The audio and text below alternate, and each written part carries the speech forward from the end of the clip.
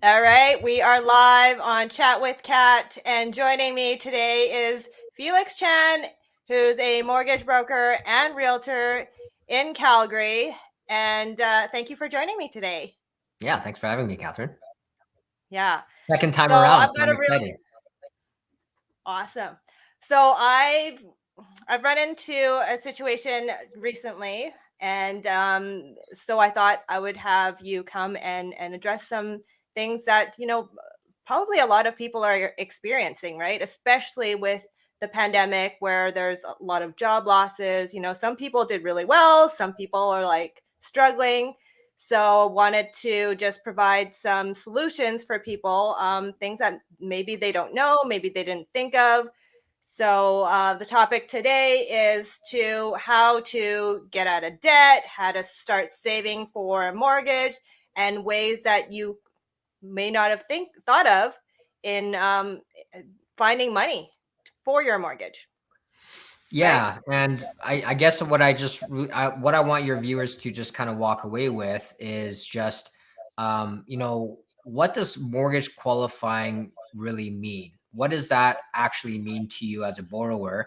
And what do you need in order to get a mortgage? So we'll kind of go through all the basic stuff that a lot of people don't necessarily think about because that's more of a mortgage broker's job. But it's good for you guys to know as the borrowers, and I'm a borrower myself, right? To know what is required so that you are best prepared for that. Because the best time to get prepared is before you think you're ready. In case if there's anything that we need to clean up on your application, fix credit, blah, blah, blah, all that kind of stuff.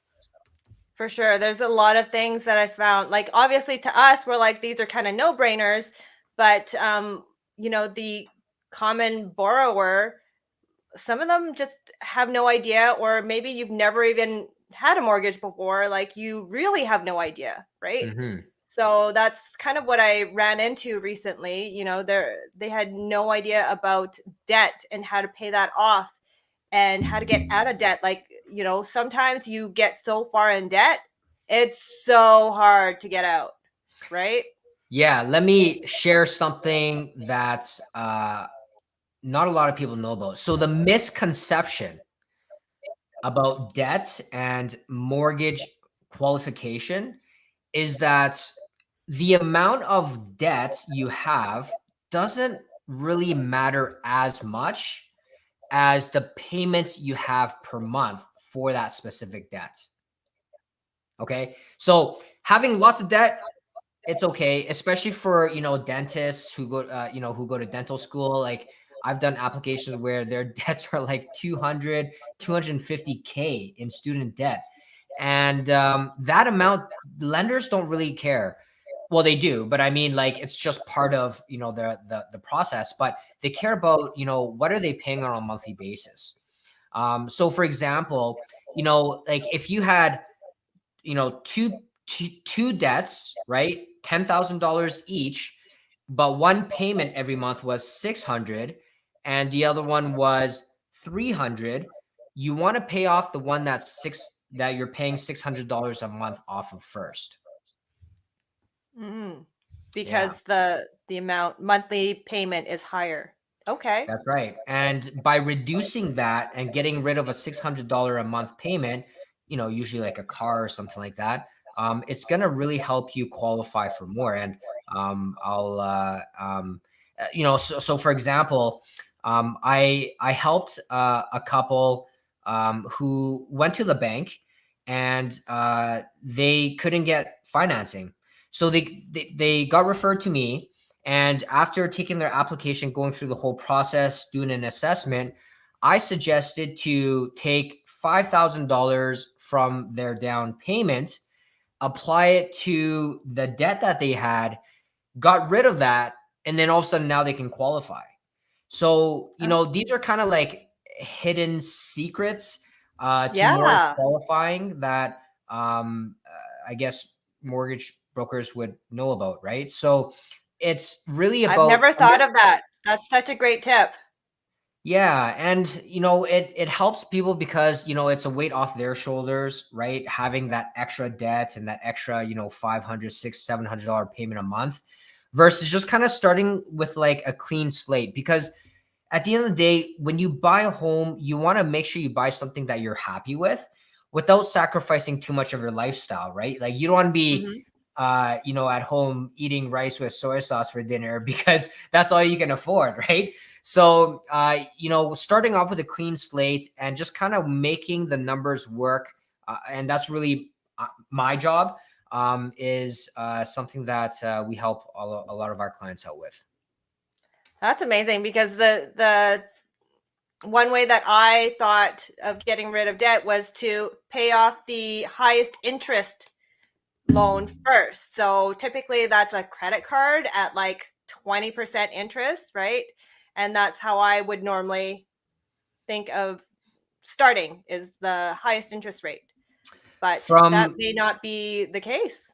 from a money saving and more cash flow situation, yes, you're absolutely right. But for mortgage qualification, different story, Yeah. So you're which is saying why I like get shared rid that. of that car loan first rather than your credit card, because Yeah, I that's mean, and probably going even to with the be a car higher loan, payment. yeah, and to speak about that car loan that you mentioned, sometimes, what we've had to do, and this is just more on the creative financing side, is I've suggested clients to say, hey, one of the options that you can qualify to get a mortgage is by increasing your amortization on your car. Right now, of course, there's going to be, you're extending the loan, but you're decreasing the payments, and so you'll be able to qualify for more because you've brought down your payment. So this is the kind of advice that we provide to our clients, and of course, everyone's situation is a little bit different. Mhm. And it's our job to just kind of, show them what their options are. Yeah, yeah. No, that's some great advice. Um, so documents wise, you mentioned there's, certain criteria that you need to meet um, for mortgage. Like what are some standard documents that you need to provide for somebody who's new to this and have no idea? Yeah. So standard documents with all lenders is a job letter and a pay stub, a recent job letter and pay stub within 30 days of submitting it to the lender. And the job letter has to include. I mean, you just have to ask your human resources department. And what a job letter usually contains is just your job title, how long you've been there, what your pay is, and just a few other information that a lot of HR people already have. It's just a template that they use.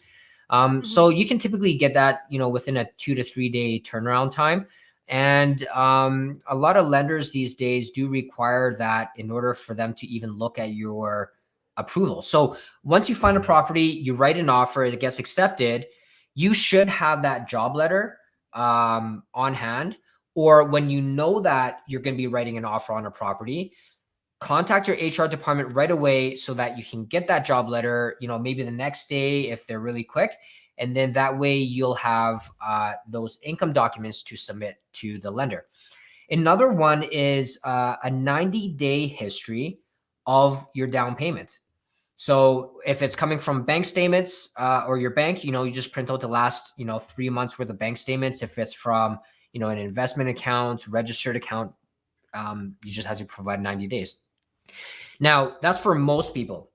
Mhm. For those that are self-employed or any of those individuals that are on contract, lenders will need a 2-year tax history. Mhm. So That's it. that's really it. Yeah. That's really just to get things started. Of course, everyone's situation is a little bit different, right? So they might ask for other supporting documents, and I'm not really going to go into that because everyone's, like I said, everyone's situation is a little bit different. Yeah, I think But that's the tough part for entrepreneurs, because like it's going to be a challenge for some, because like obviously we try to pay as little tax as possible, right? So Yeah, and personally, we may not show that much income. yeah.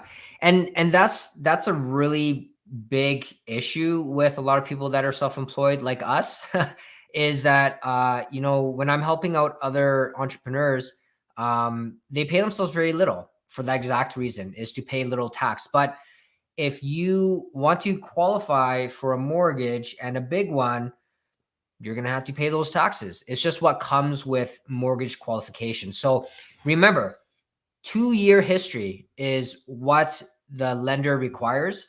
And so you need to make sure you plan ahead. And it kind of goes back to what I said in the very beginning is talk to a mortgage broker before you think you're ready. Because if you think you're ready and then you find out, oh crap, like I actually need 2-year history. Well, I've been paying myself like $40,000 the last 2 years. You're not going to qualify for anything really. And so you need to talk to someone ahead of time, make sure you build that roadmap and all the milestones to get to your goals and ensure that you have a plan in place. Yeah, absolutely. Like I know when we bought our first house, I think we were both making about $30,000 personally. Yeah. I don't know how my mortgage person did it, but she was amazing, and she's just like, let's fudge, not fudge, but like What? let's Yeah. not use your personal income. Let's use your business income to Yeah. show you, you know, this is what it's Yeah. going to do. So there's a lot of being creative and how to package it and how to present it really to the underwriters, right? To make it known that you can afford this clearly, but Mhm. just like any entrepreneur, nobody wants to pay taxes. So Yeah, and the mortgage landscape, I mean, I've been doing this for 10 years, 11 years now. And the mortgage landscape when I first started has changed dramatically from, you know, what you can qualify for, the different rules in place. And it's becoming, you know, a little bit more difficult as the years goes by, just given, you know, the restrictions and the guidelines and things like that. But, you know, as long as you are aware of what's required ahead of time, you know, you can position yourself in the best way possible. for sure. So make sure you plan ahead and talk to your mortgage broker first before you even start planning, because you might head in the wrong direction, right? Yeah. Yeah. So Why guess what you need when you can know what you need, right? for sure. Let let somebody like Felix plan it out for you. Why Yeah. do all that work? Yeah, that's right. Yeah.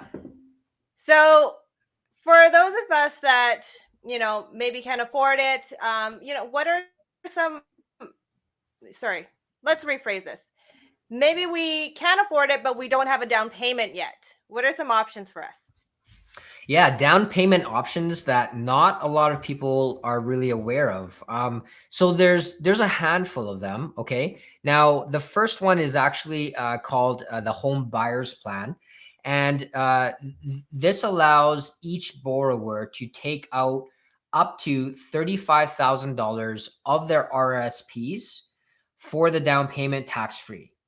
Okay, so you have access to that, and that's per person. The second is really a gifted down payment, and this typically has to come from immediate family members.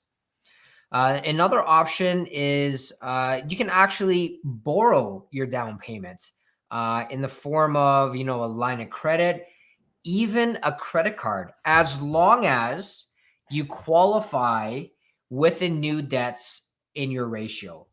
So, I mean, that this one isn't as common, right? And you know, your interest rate is obviously a lot higher, but that is an option that people have in case if they That's were, a you know, dangerous they fell on option. tough times or maybe like a divorce or had some, you know, medical bills or something like that, and it kind of depleted their savings. And then the fourth one is, you know, just the common one, saving up. Now, saving up, you kind of have to have a goal, right?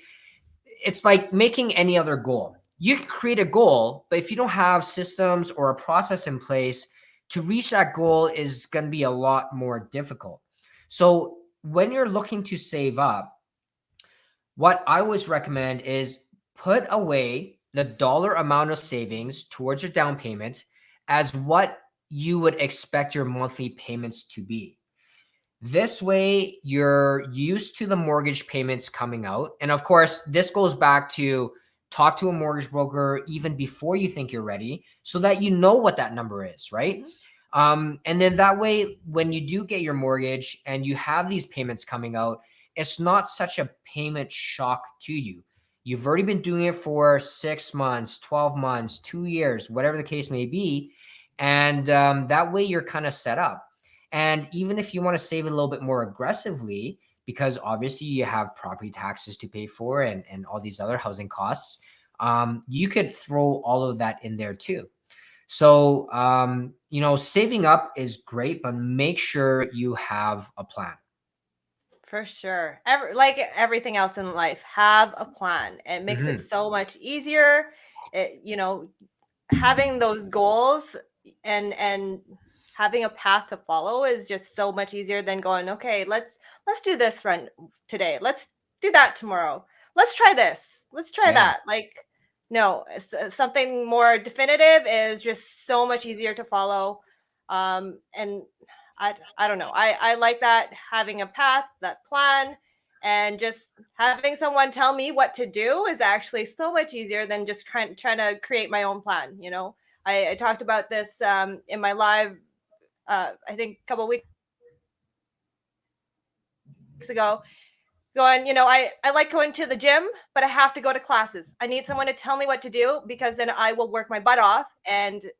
But if I went to the gym, and I have tried this, I've gone to the gym and just tried to do a workout on my own, it doesn't work because I have no plan. I'm just like, okay, let's just do the treadmill for 5 minutes or 10 minutes. And then if I'm not tired, let's go do some weights. Like, there's no plan. Whereas, I've got an instructor just telling me what to do. I don't need to plan it. They've got it all done. I just have to follow. It's so much easier. Yeah. And it's really just about being proactive versus reactive, right? And it's kind of like building a home. You're not just gonna show up one day and be like, oh, I feel like putting up the 2x4s or do framing today, or maybe tomorrow I'll feel like putting in the carpet. Like, it doesn't work that way, right? When you're proactive, you plan properly. You're going to set yourself up for success. And this is actually one of the tips I wanted to leave with you and your viewers, is that not everyone that comes to us or any mortgage broker or any bank is ready to get a mortgage today, right? And so what we found was, people were just being turned away without really understanding, why, and all they know is that they can't qualify now. But one of the things that we've done, and it's been very successful, is that if they don't qualify today, then we create a mortgage business plan. And this is really just a business plan to say, okay, this is where you are now. This is where you want to be.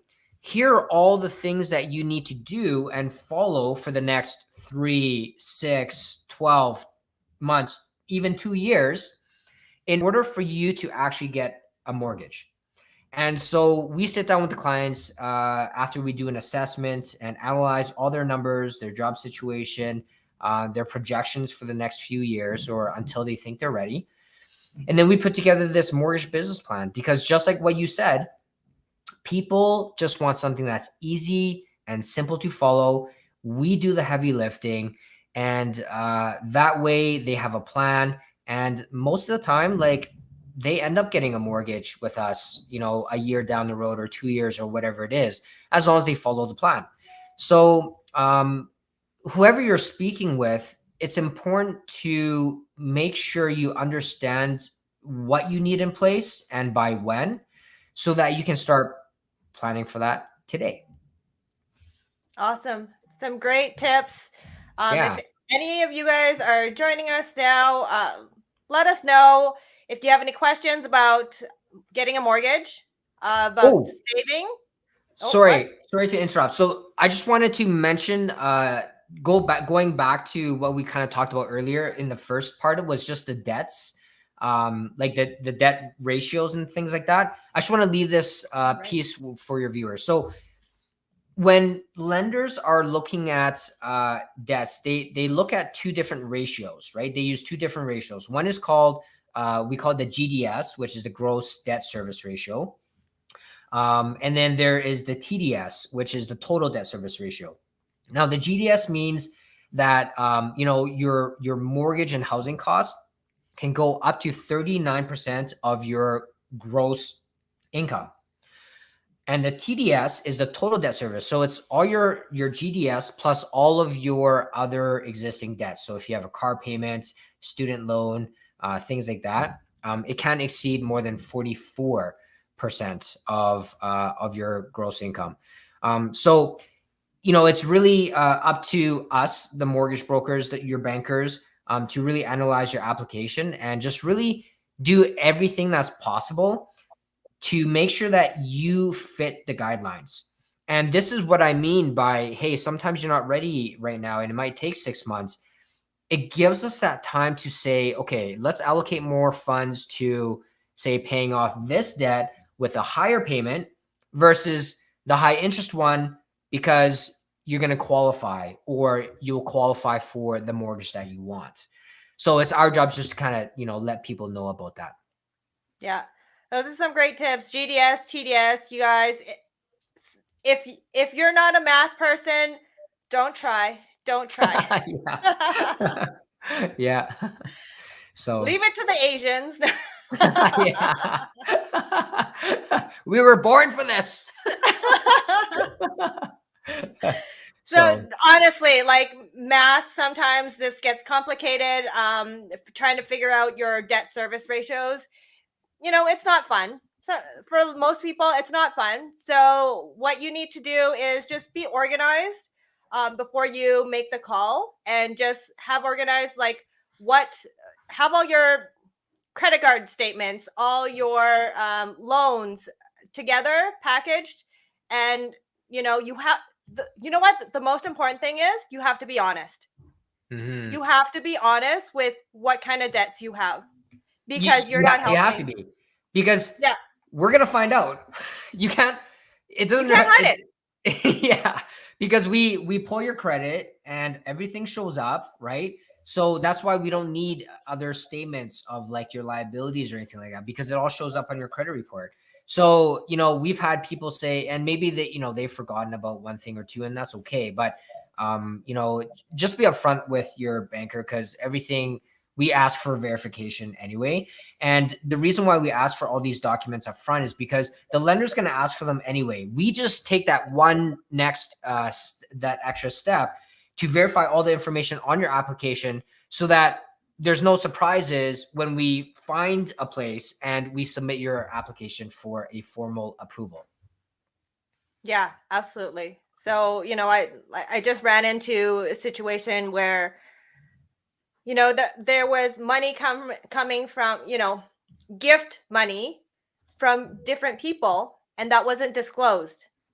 And then when the mortgage broker asked, "Oh, where'd this money come from?" They're like, "Oh, it's from dad." Well, you didn't tell me that, because I asked you if you had money for the down payment. Yeah, yep, I've got it. Right? Yeah. So sometimes it's the right question, sometimes it's the right language that you need to communicate to get to the answer. But so, just be honest. If money's coming from a loan, if money's coming from family, like, just more information the better, right? Because then we don't need to go back and go, "Oh, now we need this. Oh, now we need that document. Oh, I didn't know this. Well, now we need this document." So, like, the whole process of buying, a lot of times it's very stressful. Most times it's very stressful. Okay, I'm not gonna lie, like, it is a stressful time. And the mortgage qualifying part shouldn't be the hard part. It's usually finding the home. So, but if you add in all that mortgage qualification and all the documents that you have to grab because your finances is complicated. Like, just make it easy. Just be upfront. That's all. Yeah, and you know, and that's why, you know, the whole home buying process can be stressful, but the truth is it doesn't have to be. And what I've found over the years is when people know what the next steps are, you know, documents to sign, people to talk to, it takes a lot of the stress out of the home buying situation because now you know what to expect. A lot of people get stressed out because they're thinking all these different things like, you know, the mortgage and the rate and variable or fixed and blah, blah, blah. And then the home, the location, community, style of home, blah, blah. But when you sit down with a professional and you can create a plan and a step-by-step approach to achieving that plan, then everything becomes a lot more clear. You understand what is expected of you. You understand what is going to happen next. And then that way it's not cloudy anymore. And that's the reason why people get pretty stressed out is they just don't know and they don't understand. But when you work with the right, you know, service providers, you know, realtor, mortgage broker, you know, and they explain all those things to you, you know, the rest is really easy because now, you know, you can sleep better at night because now you know Oh what the yeah. next No, step the is. stressful part is that time between offer, acceptance, And condition date. and condition removal. That Yeah. is that stressful time because it's the unknown and you don't have control. Hmm. Right? Yeah. You Yeah. know the process, but you don't have control. Hmm. So. So that part, I can't help you with that. I can only hook you up with the right people that know what they're doing and gets the job done. That's Yeah, all I can do, right? exactly. So awesome. Was there anything that we missed? I think we No, I covered covered it. everything that I wanted to. Hopefully your viewers here got some value and learned a few tangible things that they can take with them for their next. Hey, even I learned a few things, and I know quite a bit. Awesome. Good to But hear. yeah, that tip about paying off your highest monthly payment in order to qualify for more, that's a tip that I've never heard. Mm-hmm. I've always Mm-hmm. been pay off that highest interest loan first. Mm-hmm. And it So might yeah, not, I mean, most of the time that is the case, but I get like this is very general, right? Everyone's situation is a little bit different. So make sure you talk to a professional and yeah, just get don't their assume. guidance. Yeah. And just kind of see, you know, what is best for your situation. Yeah, you might not need that extra little bit, right? Maybe Hmm. you already qualify for that $500,000 home, but you only want to spend 400. So that's not Yeah. even going to make a difference, right? Yeah, exactly. Is my robo mopper at some Oh, point. nice. So Automation, guys. I'm all about that. yeah. All right. Thank you so much, Felix, for Yeah. joining me again with some amazing tools that we can implement now. And if you're just joining us now, you'll have to watch the replay. It was really great session. I even learned a few things, so I'm sure you will too. So make sure that you watch the replay. And if you have any questions, put them in the comments. Myself or Felix will answer them for you. All right. Thanks. Perfect. Have a great Thank you, day. Catherine. Bye bye. All right. Cheers.